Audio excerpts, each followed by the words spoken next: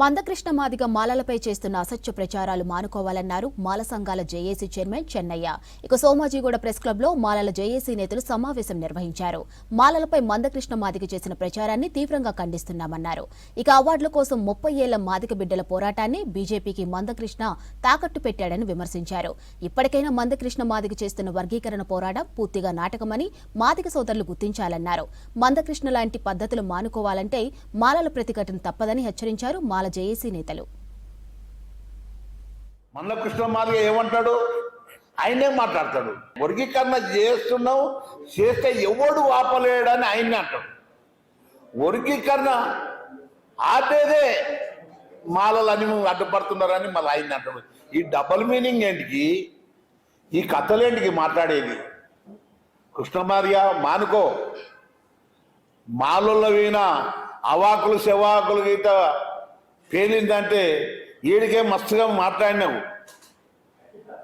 నీవు బీజేపీ కార్యకర్తవు, బీజేపీకి అమ్ముడపోయి బీజేపీ కార్యకర్తవు అయ్యి నీవు అమాయకులైన మాదిగలను మోసం చేస్తున్నావు. మాలలకు సావుడప్పు కాదు, నీవు మోడీ కొట్టు సావుడప్పు. నువ్వు సావుడప్పు ఎవరు కొడతావు? వాళ్ళు మీరు చేయలేరు వర్గీకరణని వాళ్ళకు కొట్టు సావుడప్పు. మాట ఇచ్చింది కదా.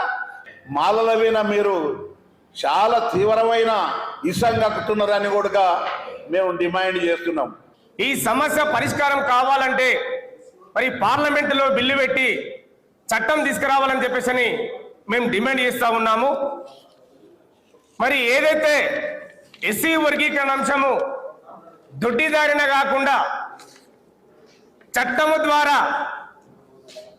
తీసుకురావాలని చెప్పేసి మేము డిమాండ్ చేస్తూ ఉన్నాము. తెలంగాణ రాష్ట్ర ఉద్యమం కూడా 1969లో స్టార్ట్ అవుతే 2014లో వచ్చినటువంటి సందర్భం మనకు కనబడుతుంది. మరి 45 సంవత్సరాలు పోరాటం చేసినటువంటి పటిమ, మరి ఆ పోరాటంలో ఎంతో మంది అసలు బాసినటువంటి సందర్భము. లక్షలాది మంది మా మాల సోదరులందరూ కూడా కళ్ళు తెరిచి పరేడ్ గ్రౌండ్ చూపించినటువంటి మాట మందకృష్ణ గారు చూసి ఆ జనాలను, లక్షలాది మంది జనాలను చూసి దిమ్మ తిరిగి మరి ఇలా ఏదేదో పిచ్చి పిచ్చిగా మాట్లాడుతూ ఉన్నాడు. ఎస్ మందకృష్ణ గారు, నువ్వు చేస్తున్నటువంటి ఈ అన్యాయమైన పోరాటాన్ని మొన్ననే పరేడ్ గ్రౌండ్ లో మేమందరం కూడా మాల సంఘాలందరూ కూడా ఏకమై మందకృష్ణకు జవాబు చెప్పినాం. అయ్యా, మనం కలిసి ఉంటేనే ఏదైనా సాధించవచ్చు, కానీ నీలాగా మరి పొద్దుకో మాట, సాయంత్రకో మాట, మధ్యాహ్నం మాట చెప్పి మరి ప్రజలను నమ్మించి ఏదో తెలివిగా మాలల మీద నెపం పెట్టేసి పబ్బం గడుపుకుంటే జాగ్రత్త, ఖబర్దార్ అని చెప్పి మందకృష్ణ హెచ్చరిస్తా ఉన్నాం. బీజేపీకి తొత్తుగా ఉండి ఒక బీజేపీ కార్యకర్త లాగా బీజేపీ పార్టీని తెలంగాణ రాష్ట్రంలో తీసుకురావడానికి ప్రయత్నంలో భాగంగానే ఈరోజు నీవు మాట్లాడుతున్నావు తప్ప ఎక్కడ కూడా మాదిగలకు కానీ, మాలలకు కానీ, దళిత వర్గాలకు కానీ ఎక్కడ కూడా లబ్ధి పొందే ఆలోచన కానీ నిర్ణయం కానీ నీలోన లేదనేది స్పష్టంగా కనబడతా ఉన్నది. నువ్వు ఎంతమందికి బినామీలు ఉన్నావు?